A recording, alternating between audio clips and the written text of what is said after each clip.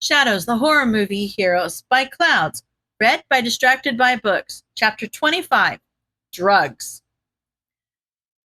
Cammy thought it was totally uncool that her classmates had left her up here on her own. She knew she was high energy or whatever, and stealth was of utmost importance to this mission, and so they didn't want her getting too loud or excited and ruining the whole thing. But part of her was starting to wonder if being around her was just too exhausting. The least they could have done was send her with at least one other person. Being alone like this was giving her the heebie-jeebies. She huffed and called on the comms. Guys, can you send someone up? It's super duper lonely up here. There was a painfully long minute before she heard footsteps behind her and smiled, turning around with a bounce. Finally! I thought you were just gonna... She tilted her head. Who are you? The last person you'll ever see. The person in front of her fired a gun she hadn't even noticed he was holding, and she stumbled back as a paintball splattered across her chest. She gaped like a fish for a long moment, gingerly touching the paint with her fingertips. You ruined my outfit! The kid, who apparently thought that all black with a pop of purple passed for fashion, gave her an incredulous look. That's what you're upset about? Obviously, Cammy gestured to her front. Do you know how long this is going to take to clean? She huffed and held up a finger when it looked like the kid was about to say something. I don't have time for this. Guys, this stupid kid ruined my outfit. Guys, why aren't my comms working? The kid raised an eyebrow. Because you're dead? Her comms sprang to life and she heard Cementos's voice in her ear. Yeah, kid, you're dead. Please drop your token and wait for one of Ectoplasm's clones to collect you. Wait! Cammy looked down at the paint again. I'm dead? Yep. The kid shook his head and gently moved her out of the way so that he could stand where she'd been standing. But don't worry. I'll try to make sure you're not lonely on the other side.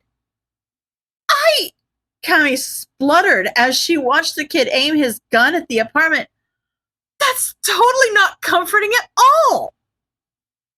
The pair that Midoriya had sent them after was waiting impatiently for the villains to arrive, not realizing that at least 4 were already there.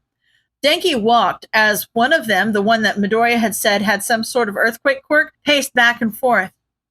How do we even know that this tip is legit? I don't know. The other hero, the one with a quirk that made her collapsible, shrugged. Murio says the kid is the official snitch and everything, so we can probably trust him. Denki frowned. Midoriya was the official snitch? How had he even gotten that job?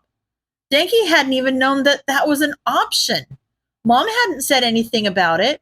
Jiro elbowed him in the ribs and gave him a questioning look along with a thumbs up. Denki took a deep breath and gave her a thumbs up back.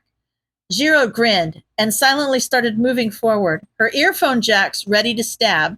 Denki gripped his new baseball bat tightly and followed after her. Apparently, he wasn't as quiet as she was, though, because as soon as he started moving, the earthquake guy spun around and looked straight at him. Whoa! Looks like the info was correct after all.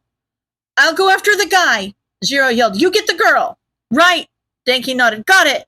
He ran forward and swung the bat, but the girl simply collapsed into her waist and completely ducked under the bat. Denki got thrown off balance by the swing, and without the resistance of the bat actually hitting something, the momentum continued in a full circle until the girl he was fighting stuck out her foot and sent him sprawling to the floor. Hey! Denki yelped as he lost his grip on the bat and it went skittering across the floor. No fair! The girl paused. I didn't think villains were supposed to think about things like fairness. Denki glanced at her ankles and threw himself forward to grab on. We're not. He focused a jolt of electricity through his hand, just enough to make her freeze in her tracks. He bit his lip and tried to do what Izuku had taught him and make her take a step forward. Just a little electricity to stimulate the right muscles, and she kicked him in the face. Denki grabbed his face and his hand came away with blood. Definitely a busted nose. So that was great. He blinked away the pain and sniffed painfully. The telescope girl was back under her own control again, but that kick hadn't been her. That had been Denki forcing her muscles to move, even if it wasn't really the movement he'd been going for. So it was possible for him to puppeteer someone. He just needed more practice. He heard a yell off to the side and looked to see Jiro looking shaken on the ground in front of the earthquake guy. She sped off to the side as she got to her feet. Change of plans. You take the guy. Yeah, Denki nodded and scrambled to grab his bat again. Yeah, that sounds better. He managed to grab the bat and get to his feet, but when he swung it, the earthquake guy just rolled his eyes and stopped the swing with his hand. Is that really the best you got? A bone-deep trembling started from where Denki was holding the bat and quickly spread to his entire body. He felt like his teeth were going to fall out at the same time that his muscles were going to liquefy from the sheer force of the vibrations. But Denki grit his teeth and gripped the bat a little tighter. He was used to the sensation from his electricity anyway. Midoriya had said that he could probably use less electricity and keep it focused on his body and conductors, so Denki decided there was no better time to put that theory to the test. That way he wouldn't be brain dead by the end of the fight and could still help Jiro, assuming she needed it. He covered his body with a layer of static, eyes widening when the lightning raced down the bat at the speed of, well, lightning. The guy he was fighting flinched, but didn't let go of the bat. It was a fight of endurance then. Denki upped the voltage. Murio took a deep breath and stepped into the wall when he heard the door start to open. He left just enough of his face out that he could see as villains walked in, and if he'd been able to breathe at the moment, he would have gasped when he recognized the two he'd seen the first day. The brothers grinned and high-fived each other as soon as they saw the drugs, and Murio stepped onto the other side of the wall. He activated his comms. Hey, everybody, move in. The villains are here. He hadn't even finished talking when he felt the floor start to vibrate underneath his feet. What was Shindo doing? He wasn't even supposed to be that close to the apartment. Him and Nakagame were lookouts. His hair stood on end, and the vibrations in the floor got stronger. It was time to get the villains and get out of here. Murio jumped through the wall and immediately fell into a fighting stance. The villains looked up in shock, and one of them dropped the box of drugs he'd just picked up. Villains. Murio smiled as the other heroes started pouring in. You are under arrest. Yeah, doesn't really sound like fun. One of the brothers looked at the other. Leave the drugs? The other nodded. Leave the drugs. No! Murio lunged forward. Don't! The brothers transformed into grasshoppers and hopped through the window. Murio was about to jump out after them when the entire building started shaking. Somebody go find Shindo, Murio ordered. Figure out what's going on. The shaking was getting worse, but Denki didn't give up. He upped the voltage again and grinned when his opponent's hair started standing on end. Denki ignored the shaking and focused a little more power on the bat. The other guy let go first. He stumbled backwards, and Denki was left reeling as the shaking suddenly stopped. He swung the bat again, still sparking from the metal, and hit the guy in the gut hard enough to make him lose his footing. Was he supposed to hit him again?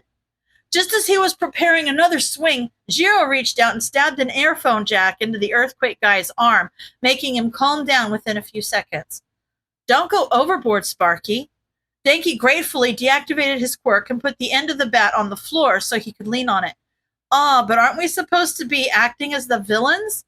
We're supposed to be killing them, not causing them serious damage. Jiro shoved a gun into his hand. Now let's get this over with. They looked at each other for a long moment, and Denki gulped.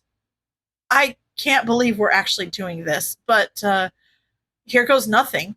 They turned back to back so that they were each facing their own opponent, and Denki's hands only shook a little bit as he cocked the gun and pulled the trigger. Red paint splattered everywhere, and both of the heroes numbly dropped their tokens. Well, Jiro smiled out of breath. That was fun. Another hero rounded the corner at a run, and Denki didn't have time to think. He just pulled the trigger. There was another splash of paint, and then Jiro let out a low whistle. Yeah, I'm not the only one picking up stuff from the shadows. End of chapter.